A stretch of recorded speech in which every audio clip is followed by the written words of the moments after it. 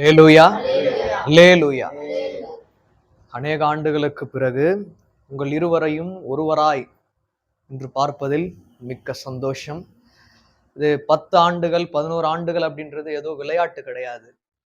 ஆண்டவர் அற்புதமாய் உங்களை கொண்டு வந்திருக்கிறார். அநேக அழுகையின் பள்ளத்தாக்கு, சொல்ல முடியாத வியாகுலங்கள், துக்கங்கள், போராட்டங்கள். ஆனாலும் தேவன் உங்களை அற்புதமாய் கொண்டு வந்திருக்கிறார். தேவன் என்ன வார்த்தை கொடுப்பாருன்னு சொல்லிட்டு எனக்குமே ரொம்ப ஆர்வமா இருந்தது. ஆனா தேவன் ஒரு ஏற்ற வார்த்தையை தான் 2 பேருக்கும் கொடுத்திருக்கிறார். நம்ம தான் பிரிச்சு பார்ப்போம். தேவன் எப்பவுமே ஒன்றா பார்ப்பார். அவருக்கு தெரியும் என்ன வார்த்தை கொடுக்கணும் அப்படின்னு சொல்லிட்டு. கொஞ்ச நேரம் கூட வீணான வார்த்தைகளுக்கு இடம் கொடுக்காமல் நேரடியாக தேவனோட வார்த்தைக்குள்ள போகலாம். எடுத்து வாசிங்க. 1 பேதுரு 2ஆம் அதிகாரம் 9. 1 பேதுரு 2ஆம் அதிகாரம் 9.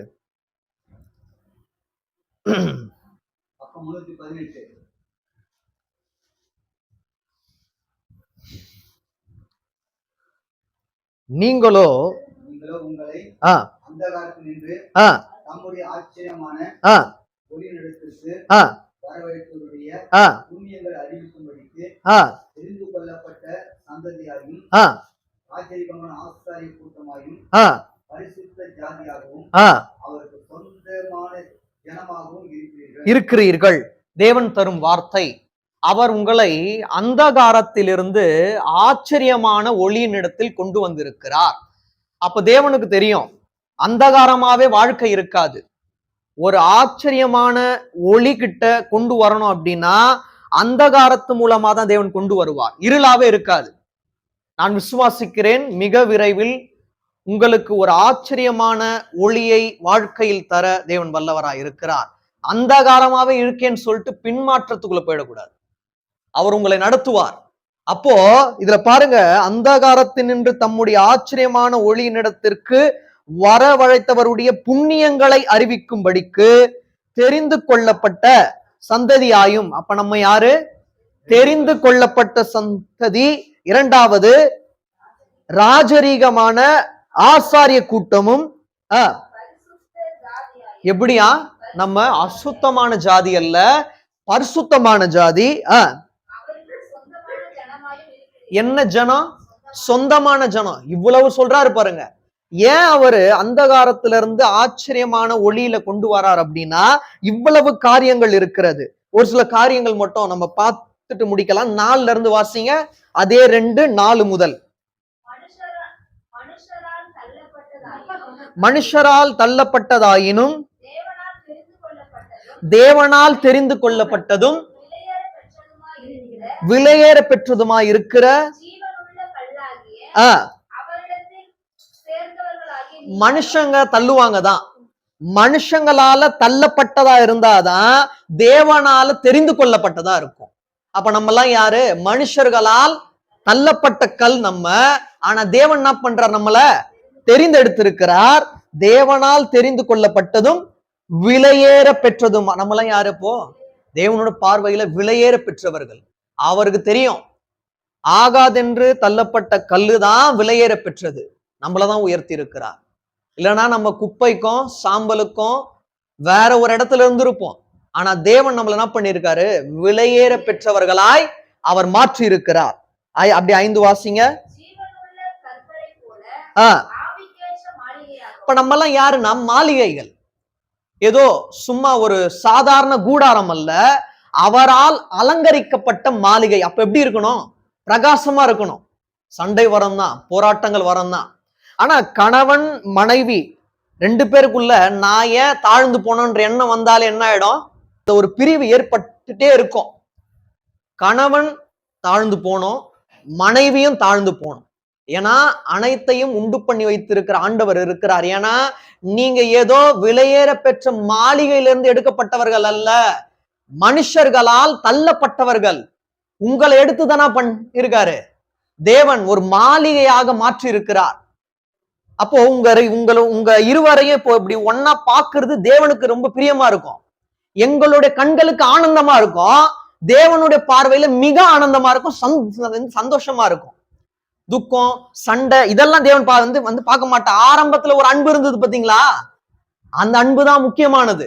ஆவிக்குரிய கண்கள்ல பல விஷயத்த வந்து தேவன் காட்டுறாரு. அதுல முக்கியமான ஒண்ணு, மனுஷங்க உங்களை தள்ளி விடும் போது அவர் உங்களை எடுத்து தூக்கி இருக்கிறார்.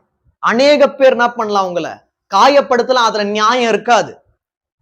காயப்படுத்தினாங்கனாலே அதுல ஒரு நியாயமும் இருக்காது. வாழ்நாள் முழுவதும் நீங்க 2 பேர் தான். யார் என்ன சொன்னாலும் அதுல மாம்ச சிந்தையோட தான் சொல்லுவாங்க. வாழ்நாள் முழுவதும் வாழ்ந்து நீங்க சந்தோஷமா இருக்கணும்னா தேவனை மட்டும் நம்பி இருங்க. ஒரு சில காரியங்கள் மட்டும் நம்ம பார்த்துட்டு முடிக்கலாம். அப்படியே வாசிங்க 5, 6 அப்படியே வாசிங்க.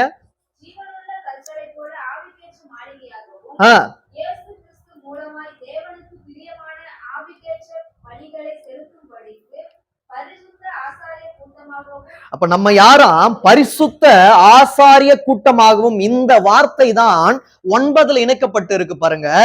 அது பாத்தீங்க அப்படின்னா, புண்ணியங்களை அறிவிக்கும்படிக்கு தெரிந்து கொள்ளப்பட்ட சந்ததியாயும் ராஜரீகமான ஆசாரிய கூட்டமாயும், அதுக்கப்புறம் பரிசுத்த ஜாதியாயும். இதுவும் அந்த வார்த்தை இணைக்கப்பட்டு இருக்கு பாருங்க. 6 வாசிங்க. அந்தபடியே 5ல இறுதி பாகம் வாசிச்சுட்டு 6 வாசிங்க.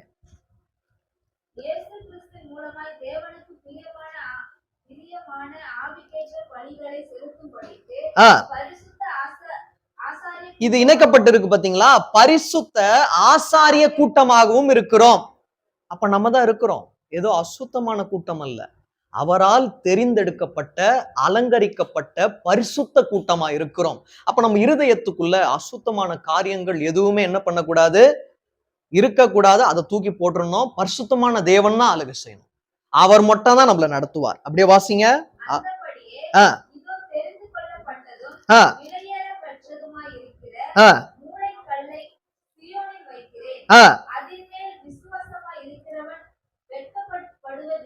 நாங்கள் வெட்கப்படுவதில்லைன்னு சொல்றவங்க மாத்திரம் கைகளை உயர்த்தி ஒரு அல்லேலூயா சொல்லலாம்.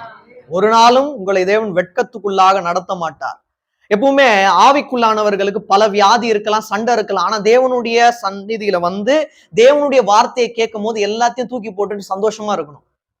உங்களுடைய முகம் எப்படி இருக்கணும்? முகம் மலர்ச்சியா இருக்கணும். அப்பதான் மன மகிழ்ச்சி வரும்.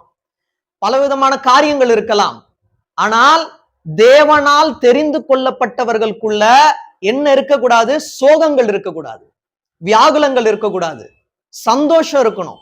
சந்தோஷ நதி தான் புரண்டு ஓடணும். துக்கத்தின் பாதையில துக்க நதி புரண்டு ஓடக்கூடாது. தேவன் ஏன் இந்த வார்த்தையை கொடுக்கிறார் நமக்கு தெரியாது. ஆனா முடியும் போது இது உங்களுக்கு மிகப்பெரிய ஆனந்தத்தை கொண்டு வரும் என்று நான் விசுவாசிக்கிறேன். இப்ப 1 பேதுரு 3:4 வாசிங்க. அழியாத அலங்கரிப்பு இருக்கிற சாந்தமும் அமைந்துள்ள ஆவியாகிய இருதயத்தில் மறைந்திருக்கிற குணமே உங்களுக்கு அலங்காரமா இருக்க கடவுது. யாருக்கு அப்படி நம்ம வந்து பார்க்க போறோம். அழியாத அலங்கரிப்பா இருக்கிற சாந்தமும் அமைதலும் உள்ள.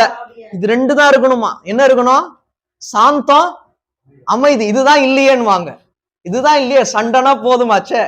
ஒரு ஆலோசனை கொடுக்கறதுக்கு முன்னாடியே நம்ம ஒரு ஆளை வந்து ஆலோசனை கொடுத்துருவோம்.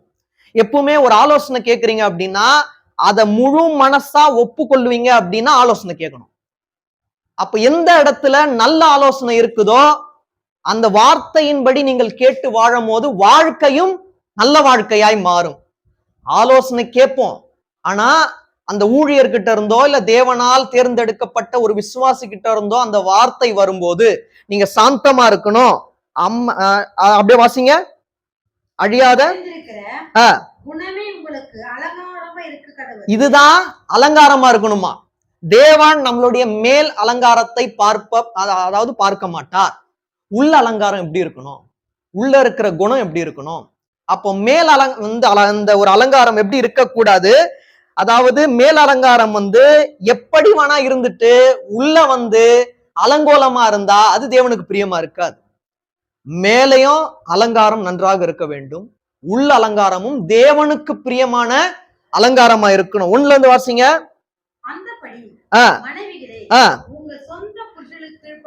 நான் பேசல, நான் ஏதோ தேர்ந்தெடுத்து இன்னைக்கு பேசணும் அப்படின்னு பேசல.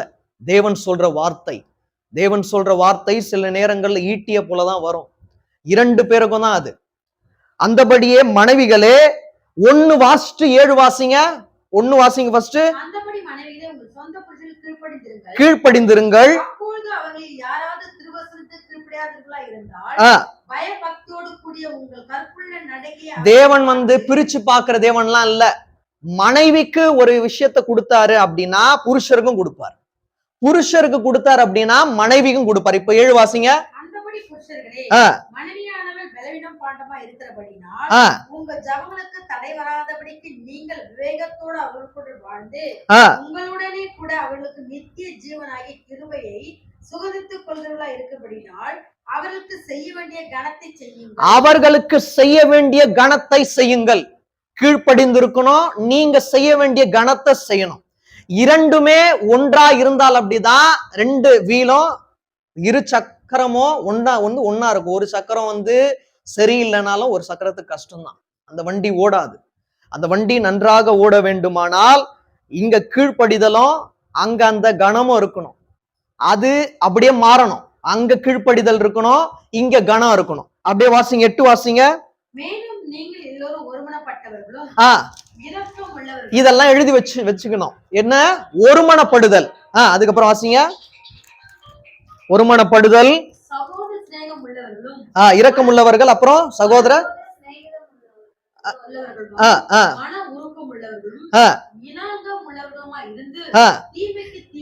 இந்த 9வது வசனம் தான் இந்த வீட்டுக்கு தேவன் தரும் திறவுகோல் வசனம்.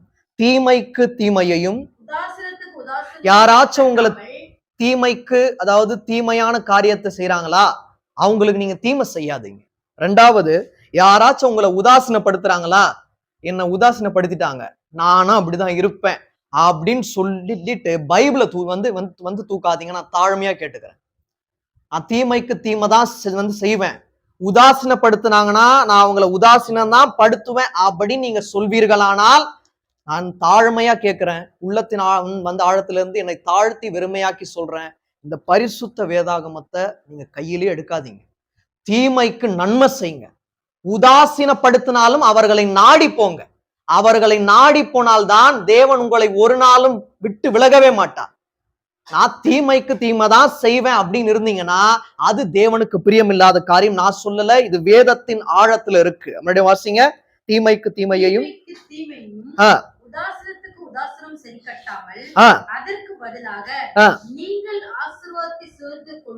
ஆசீர்வாதத்தை சுதந்தரித்துக் கொள்ளும்படி நீங்க ஒருத்தங்களை ஆசீர்வதிச்சாதான் உங்களுக்கும் என்ன கிடைக்கும்? ஆசீர்வாதம் கிடைக்கும் என்று எண்ணி தீமைக்கு தீமை அல்ல, உதாசீனத்துக்கு உதாசீனம் அல்ல. நீங்க நம்ம பேசுறதுல நம்மள மிஞ்ச முடியாது. என்ன உதாசீனப்படுத்திட்டே இருப்பான், நாங்க காலம் ஃபுல்லா நான் கேட்டுட்டே இருக்கணுமா அப்படின்னு நம்ம என்ன பண்ணுவோம்? தேவனுக்கு வராத அடியா? அதை காட்டிலுமா நமக்கு வந்தது அடி? அவர் எவ்வாறு மன்னித்து இரக்கம் பாராட்டினாரோ அது போல இருங்க. காயப்படுத்துவாங்க, தீமைக்கு தீமைதான். நீங்க அப்படி இருந்துடாதீங்க. தேவனால் தெரிந்து கொள்ளப்பட்டவர்கள் அவ்வாறு இருக்கக்கூடாது என்பதே தேவனுக்கு முக்கியமான ஒன்றாக இருக்கிறது. தேவனுக்கு பிரியமானதை செஞ்சு வாழுங்க. மனுஷங்களுக்கு பிரியமானதை செஞ்சு வாழ்ந்தீங்கன்னா கொஞ்ச காலகட்டத்துக்கு அப்புறமா அவங்க விலகி போயிடுவாங்க. ஆனா நீங்க யார் மேல என்னென்ன அன்பு வச்சீங்களோ அதுல இருந்து மாறாதீங்க. அவங்க என்னதான் உங்களுக்கு தீமை செஞ்சுட்டே இருக்கட்டும், நீங்க செய்ய வேண்டிய கடமைன்னு ஒண்ணு இருக்கு, அதை செய்ய தாமதியாதீங்க. நான் செய்யணுமா அப்படின்னு கேட்காதீங்க. அப்படியே வாசிங்க. கீழே 10. ஜீவனை விரும்பி நல்ல நாட்களை காண வேண்டும் என்கிறவன் பொல்லாப்புக்கு தன் நாவையும் கபடத்துக்கு தன் உதடுகளை விலக்கி. 2 விஷயம். பொல்லாப்புக்கு தன் நாவையும் கபடத்துக்கு தன் விலக்கி காத்து கொள்ளணுமா? அப்போ நன்மைக்கும் தீமைக்கும் வாயை திறக்க கூடாது. நம்ம எந்தெந்த இடத்துல வாயை திறக்கணும் அப்படின்னு சொல்லிட்டு தேவன் சொல்றாரோ அந்த இடத்துலதான் வாயை நம்ம திறக்கணும். அப்பதான் தேவன் நிரப்புவார். பொல்லாப்புக்கு நம்மளுடைய நாவையும் கபடத்துக்கு தன் உதடுகளை விலக்கி காத்து. எதை விட்டு நீங்கணும்? பொல்லாத காரியங்களை விட்டு நீங்கணும். நன்மை செய்து சமாதானத்தை தேடி அதை பின்தொடர கடவன். எதை? சமாதானத்தை தேடி அதை. எனக்கு சமாதானமே இல்லைன்னு சொல்லிட்டு அழுது புலம்பிட்டு இருக்க கூடாது. தேடணும். முட்டி போட்டு ஜெபம் பண்ணிட்டு அப்படியே இருந்துடுது இல்ல, சமாதானத்தை தேடணும். அதாவது புருஷன்கிட்ட சண்டை போட்டுட்டு அடுத்த நிமிஷமே உட்காந்து முட்டி போட்டு தேவன் கேட்டா கொடுத்துருவாருன்னு நினைக்க கூடாது. தேடணும், சமாதானத்தை தேடி போகணும். என்னோட கடமையில நான் கரெக்டா இருக்கேனா, என்னோட கடமையில நான் கரெக்டா இல்லாம சபை வாசல நான் மிதிக்கவே மாட்டேன் அப்படின்னு ஒரு வைராக்கியம் இருக்குமானால் சமாதானத்தை எப்போ நீங்க என்ன இருப்பீங்க, கண்டு அடைஞ்சிட்டு இருப்பீங்க. சமாதானத்தை தேடி அதை பின்தொடர கடவன். கர்த்தருடைய நீதிமான்கள் நோக்கமா இருக்கிறது, அவருடைய செவிகள் அவர்கள் வேண்டுதலுக்கு கவனமா இருக்கிறது, தீமை செய்கிறவர்களுக்கோ கர்த்தருடைய முகம் விரோதமா இருக்கிறது. இப்போ 9 வாஸ்ட் இந்த வசனம் வந்து வாசிங்க, இணைக்கப்பட்டிருக்கும் பாருங்க. தீமைக்கு தீமையும் வாசிங்க, தீமைக்கு தீமையும் உதாசனத்திற்கு உதாசனத்தையும் சரிக்கட்டாமல் அதற்கு பதிலாக நீங்கள் ஆசீர்வாதத்தை சுதந்தரித்துக் கொள்ளும்படி அழைக்கப்பட்டிருக்கிறீர்கள் என்று அறிந்து ஆசீர்வதியுங்கள். இப்போ ஏதோ நான் சொல்லணும்ன்றதுக்காக என்ன பண்ணல, தீமைக்கு தீமை செய்யாதீங்கன்னு சொல்லல. அது தேவனுக்கு அருவருப்பா இருக்கு, பிரியம் இல்லாததா இருக்கிறதுனாலதான் சொன்னேன். இப்ப 12 வாசிங்க, உங்களுக்கு புரியும். கர்த்தருடைய கண்கள் நீதிமான்கள் மேல் நோக்கமா இருக்கிறது, அவருடைய செவிகள் அவர்கள் வேண்டுதலுக்கு கவனமா இருக்கிறது, தீமை செய்கிறவர்களுக்கோ கர்த்தருடைய முகம் விரோதமா இருக்கிறது. தீமை செய்கிறவர்களுக்கோ கர்த்தருடைய முகம் விரோதமா இருக்கிறது. அவருடைய முகம் உங்களுக்கு விரோதம் ஆகக்கூடாதுன்னு தான் தீமைக்கு தீமை செய்யாதீங்கன்னு தேவன் சொல்றார். அதனாலதான் இந்த வார்த்தை உங்களுக்கு திறவுகோலான வார்த்தையாக இருக்கிறது. 13 வாசிங்க. நீங்கள் நன்மையை பின்பற்றுவாரானால் உங்களுக்கு தீமை செய்கிறவன் யார்? நீதியின் நிமித்தமாக நீங்கள் பாடுபட்டால் பாக்கியவான்களாய் இருப்பீர்கள். நீதியின் நிமித்தம் எங்களுக்கு பாடுகள் வந்தாலும் நாங்கள் பாக்கியவானா இருப்போம் சொல்றோங்க மாத்திரம் கையில வரும். நீதி நிமித்தம் நீங்கள் பாடுபட்டால் நீங்கள் பாக்கியவானா இருப்பீர்கள். அநீதி நிமித்தம் நீங்க பாடுபடல. இப்ப பாடுபடுறீங்கன்னா நீதி நிமித்தம் பாடுபடுறீங்க. எப்பவுமே ரெண்டு வித்தியாசம் இருக்கு. நீங்க உள்ளுக்குள்ள இருக்க பாரத்தை வெளிப்படையா கொட்டிடுறீங்க, அவர் உள்ளுக்குள்ளே வச்சுப்பாரு, அவ்வளவுதான் வித்தியாசம். தேவனுக்கு தெரியும். நீங்க வெளிப்படையா சொன்னாலும் தேவனுக்கு தெரியும், உள்ளுக்குள்ள மறைச்சு வச்சாலும் தேவனுக்கு தெரியும். அனைத்தையும் அவர் ஆராய்ந்து அறிந்திருக்கிறார். எனக்கு தெரியாது, உங்களுக்கு 2 பேருக்குமே தெரியும். நீங்க வீட்டுக்கு வந்தாலும் அவ்வளவா வந்து பேசுறது இல்ல, சோத்திரம் சொல்லிட்டு உள்ள போயிடுவேன். இந்த விஷயத்துக்கெல்லாம் நான் என்ன பண்ண மாட்டேன், வரமாட்டேன். ஏன்னா இது எனக்கு சம்பந்தப்பட்ட விஷயம் அல்ல, வேதம் தான் சம்பந்தப்பட்ட விஷயம். ஒரே ஒரு விஷயம் மட்டும் தான் இருக்கும், எல்லாருமே நல்லா இருக்கணும், வாழ்ந்து தேவனுக்குள்ள மகிழ்ச்சியா இருக்கணும். அது ஒண்ணு மட்டும் தான் இருக்கும். ஆனா இது தேவன் பேச சொல்றதுனால மட்டுமே தான் பேசுற வார்த்தை, வேறு வார்த்தை அல்ல. தானாக புரட்டி பேசும் வார்த்தையாக இருந்தால் தடுமாறி விழுந்துட்டு இருப்பேன். தேவனிடத்திலிருந்து பரலோகத்திலிருந்து அனுப்பப்பட்ட வார்த்தையா இருந்ததுனாலதான் எந்த வார்த்தையை எப்ப பேசணும், அது எப்படி இணைக்கப்பட்டு இருக்கணும்னு சொல்லிட்டு தேவனுக்கு தெரியும். அப்போ 2 விஷயம் ஞாபகம் வச்சுக்கோங்க. நீங்க வெளிப்படையா இருந்தாலும் தேவனுக்கு தெரியும், நீங்க மௌனமா இருந்தாலும் தேவனுக்கு தெரியும். வெளிப்படையான சந்தோஷத்தையும் கொடுப்பார், மௌனமான துக்கத்தை சந்தோஷமாகவும் மாற்றுவார். நீங்க நம்புறேன்னா விசுவாசமா இருந்தா நீங்க கைகளை உயர்த்தி ஒரு அல்லேலூயா சொல்லலாம். நீங்க மௌனமா இருக்கீங்க, சொல்ல முடியாத துக்கம் உங்களை ஆட்கொண்டு இருக்கிறது. துக்கத்தை தேவன் ஆனந்த களிப்பாக கண்டிப்பாக மாற்றுவார். 15 வரைக்கும் நீங்க வாசிங்க. அவர்களுடைய பயமுறுத்தலுக்கு நீங்கள் பயப்படாமலும் இருந்து கர்த்தராகிய தேவனை உங்கள் இருதயங்களை பரிசுத்தம் பண்ணுங்கள். உங்களில் இருக்கிற நம்பிக்கையை குறித்து உங்களிடத்தில் விசாரித்து கேட்கிற யாவருக்கும் சாந்தத்தோடும் வணக்கத்தோடும் உத்தரவு சொல்ல எப்பொழுதும் ஆயத்தமாய் இருங்கள். இந்த வசனம் மிகவும் முக்கியமானது. கர்த்தராகிய தேவனை உங்கள் இருதயங்களில் பரிசுத்தம் பண்ணுங்கள். கசப்பு, வைராக்கியம், சண்டை, வியாகுலங்கள், போராட்டங்கள், நான் தான் உன்னை விட உயர்ந்தவன் அப்படின்ற எண்ணம் இருந்தா தேவனை நீங்க பரிசுத்தம் பண்ணல, தேவன் உங்களுடைய இருதயத்திலிருந்து நீக்கிட்டே இருக்கீங்கன்னு அர்த்தம். இது எதுவுமே இருக்கக்கூடாது. உங்களுடைய இருதயம் பரிசுத்தமா இருந்தாலே தேவன் வந்து தங்கிடுவார். இன்னும் பரிசுத்தப்படுத்துங்க. பரிசுத்தமா இருக்கிறவன் இன்னும் பரிசுத்தமா இருக்கணும், கீழே போயிடக்கூடாது, தாழ்ந்து போயிடக்கூடாது. அப்புறமா பாருங்க, உங்களில் இருக்கிற நம்பிக்கையை குறித்து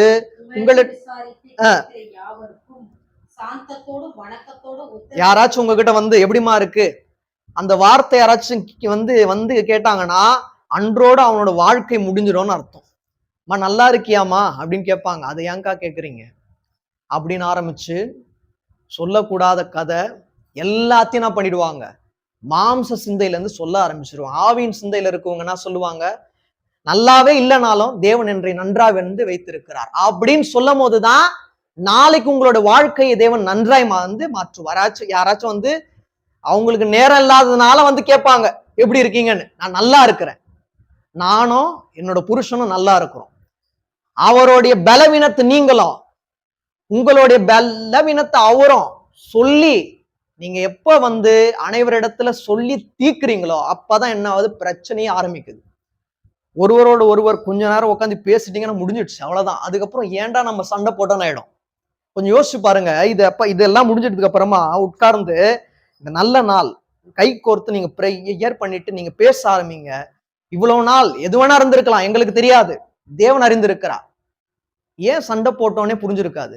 சின்ன பசங்க கூட நல்லா புத்திசாலித்தனமா இருக்காங்க, நம்ம மூடதனமா சண்டை போட்டுட்டுமே அப்படின்னு ஆயிடும். உங்களுக்கு என்ன வந்துடும்.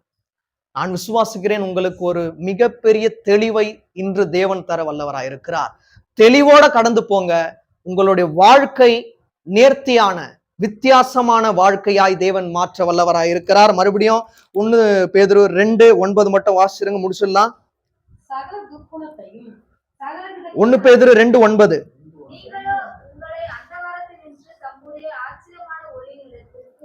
யார் உங்களை வந்து வரவழைச்சது?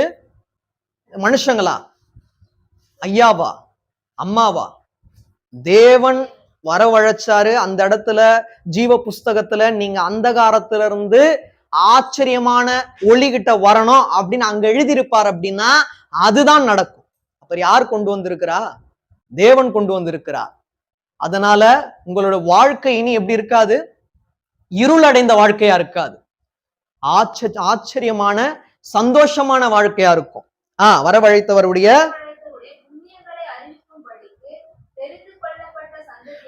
அவருடைய புண்ணியங்களை அறிவிக்கணும் இருக்கு. நம்மளுடைய புண்ணான காயங்களை தான் அறிவிச்சுட்டு இருக்கோம். நம்ம அவரோட புண்ணியங்களை வந்து அறிவிக்கணும். ஏன் இதுவரைக்கும் நான் வந்து நடத்தி கொண்டு வரலையா? தாயின் வயிற்றுல முன்குறிச்சு இந்நாள் வரை அவர் ஜீவன் கொடுத்து என்ன பண்ணிருக்காரு, சாட்சியாய் வைத்திருக்கிறார். அவர் ஜீவன் கொடுத்ததே பெரிய சாட்சி. நான் இன்னைக்கு உயிரோடு இருக்கேன். எவ்வளவு பேர் வந்து ஜீவன் இல்லாமல் மரித்து போயிருக்கிறார்கள். அதாவது என்னையும் என்னோட குடும்பத்தார் யாவரையும் நீங்கள் ஜீவனோடு வைத்திருக்கிறீர்கள். வாழ்நாள் முழுவதும் உங்களுக்காகவே வாழ்ந்து மரிப்பதுதான் மிகப்பெரிய சாட்சி அப்படின்னு சொல்றதுதான் பெரிய விஷயம்.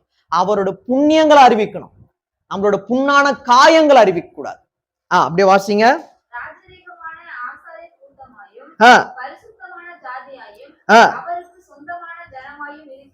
அவருக்கு சொந்தமான ஜனமுமாயும் இருக்கு. அப்போ அவருக்கு சொந்தமான ஜனங்களை ஒருபோதும் என்ன பண்ண மாட்டாரு, தேவன் கைவிடவே மாட்டார். கேட்கலாம், தேவன் எங்களை கைவிட்டுடுவாரா? அவர் கைவிடுகிற தேவன் அல்ல. வெளியே வண்டியை ஸ்டார்ட் பண்ணி நீங்க வெளியே போகும்போது அப்ப நான் போறேன், என்னை காப்பாத்துங்கன்னா காப்பாத்துவார். முழு மனதோட முழு இருதயத்தோட நீங்க தேவனை பற்றும் விசுவாசத்துல நீங்க உறுதியா இருந்தா கண்டிப்பா தேவன் என்ன பண்ணுவாரு, உங்களை காப்பாற்ற வல்லவரா இருக்கிறார். அதனாலதான் ஒரு பாடல் இருக்கு, தகப்பனும் தாயும் உன்னை மறந்து போகலாம், உறவினரும் உதறி தள்ளலாம், கருவினிலே கண்டவர் நான், தெருவினிலே விடுவேனோ, கருவினிலே உன்னை கண்டவர் நான், தெருவினிலே விட்டு விடுவேனோ, கலங்காதே திகையாதே, கலங்காதே திகையாதே, உன்னை காக்கும்படிக்கு உன்னோடு இருக்கின்றேன், உன்னை காக்கும்படிக்கு உன்னோடு இருக்கின்றேன், மகனே மகளே.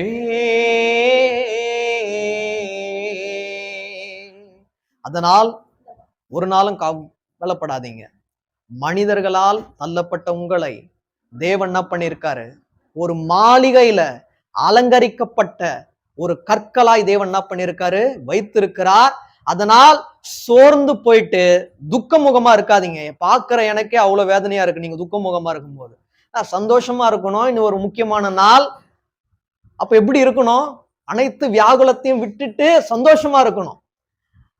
சந்தோஷமா இருந்தாதான் அவர் சந்தோஷமா இருப்பார். நான் விசுவாசிக்கிறேன், நீங்க சந்தோஷமா இல்லைனாலும் அவர் சந்தோஷமா இருக்கிறார். உங்களுடைய வியாகுலத்தை விரைவில் மாற்றுவார். நான் விசுவாசிக்கிறேன். அடுத்த வருடம் இந்த இந்த இந்த இந்த ஒரு சோகமான ஒரு முகத்தோட இருக்கக்கூடாது. நீங்க சந்தோஷமா இருப்பீங்கன்னு சொல்லிட்டு நான் விசுவாசிக்கிறேன். தேவன் தாமே உங்களுடைய வேதனைகள் யாவையும் நீக்கி சாதனையாய் மாற்றுவார் என்று நான் விசுவாசிக்கிறேன். அவங்க அன்பாய் வந்திருக்காங்க. அதற்கு தேவனுக்கு கோடா கோடி நன்றி. அநேக ஆண்டுகள் அவர்கள் வாழ்ந்து சுகமாய் இருக்கும்படி தேவனை வேண்டுகிறேன். தேவன் உங்களை மென்மேலும் ஆசீர்வதிப்பாராக. கண்களை மூடலாம். அன்பின் பிதா